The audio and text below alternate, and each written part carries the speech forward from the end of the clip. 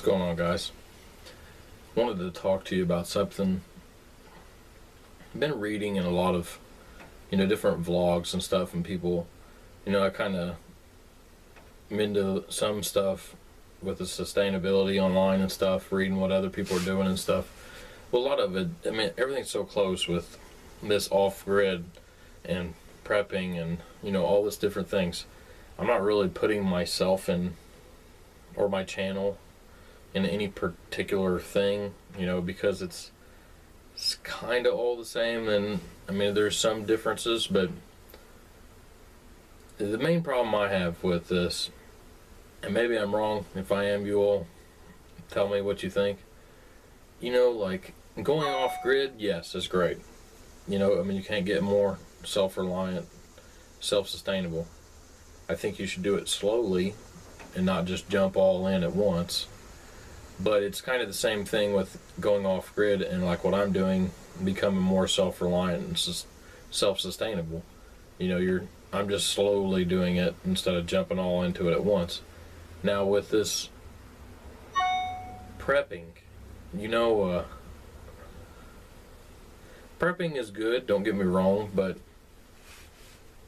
if anything ever was to happen, if the grid went down, if stores ran out of food, or if whatever is going to happen, water is going to run out.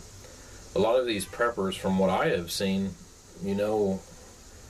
they just they have these things ready, like they have food stored or water stored, or they have ammunition, or they have all this stuff like what ifs. What if it happened and there's no food? Well, I've got 50 gallons of food stored back, or whatever. I got 2,000 rounds of ammunition.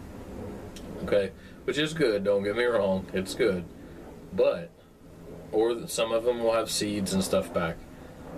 But what happens if the grid doesn't come back up, right away, or a year or whatever? You're gonna run out of that stuff, That stuff's gonna end. You're not gonna have, you might outlast other people in having it, but you're still gonna run out. Okay, so if you're planning on you're planning on a water catchment system if it goes down.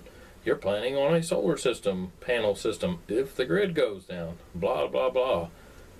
It's kind of late, or I'll be okay because I have seeds put back. Okay, but have you ever grown a garden? See, it's something, if you're really truly preparing for something like that, you kind of need to live a little bit of it on a daily basis.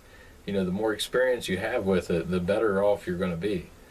So if you're all sitting there and you're the same thing as me, okay, and I'm not ready. I'm not saying I am, okay?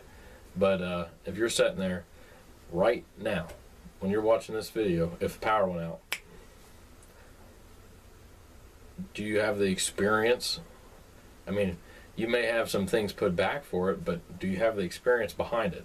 And what I mean by that, I practice a natural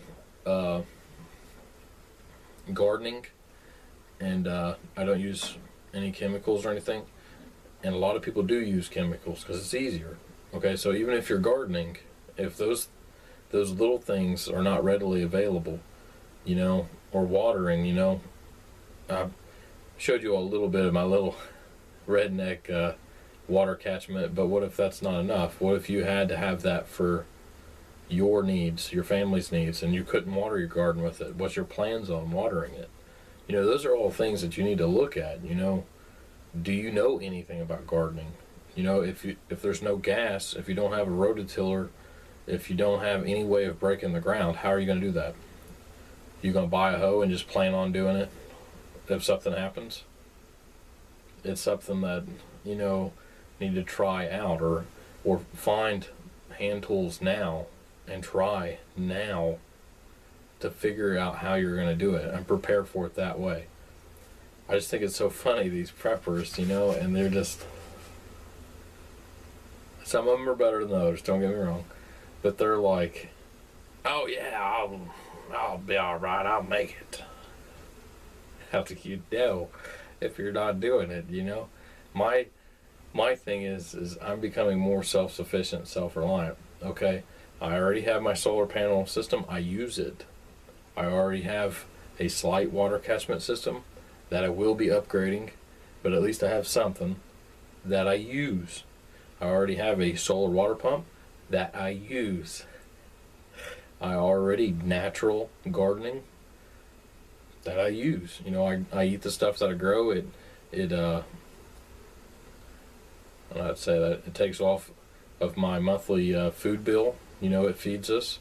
And if I had more time this year, I would have growed, you know, a bigger garden and been able to put back, you know, potatoes for the winter and a bunch of other stuff, you know, okra and asparagus and I can't remember, sauerkraut. And there's so much stuff you can do, you know, and that's something, you know, and just because I've got a small garden, I've got heirloom seeds that I've used before.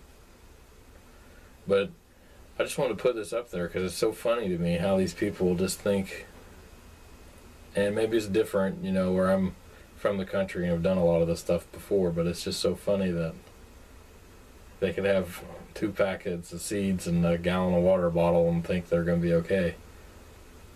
You know, that won't work. You got to practice kind of what you preach, you know. If whatever you're going to do to make it, you know, to allow your family to not starve to death, you know, you kind of need to do it a little bit to get the experience. And that's just my opinion. I wanted to put that out there. I'm sure I might piss some people off, but it's just my opinion. That's all it is. It doesn't mean nothing. I just wanted to put it up there. If y'all have any questions or comments or bad things to say, leave them in the comments below. Thanks.